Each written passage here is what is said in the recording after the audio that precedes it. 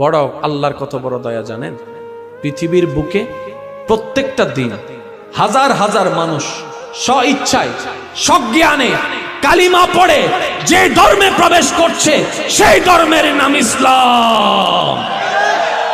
প্রত্যেকদিন হাজার হাজার মানুষ ইসলামে, বলেন না ইসলামে। ইসলাম যদি কঠিন হতো আসতো না? আপনারাই বলেন না, মানুষ কি কঠিন পছন্দ করে না সহজ? ইসলাম যদি কঠিন হতো কখনো আসতো না।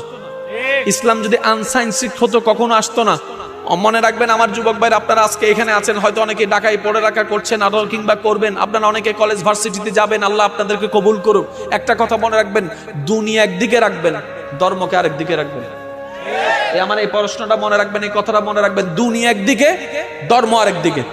দুনিয়ার ভিতর ধর্ম ঢুকাইলে আপনার ইমানের উপর খতরা আসবে। কারণ আপনার অনেক বন্ধু বান্ধবরা হয়তো নাস্তিকতা নিয়ে আপনাকে বিভিন্ন রকমের কথা বলে আপনার ইমানটাকে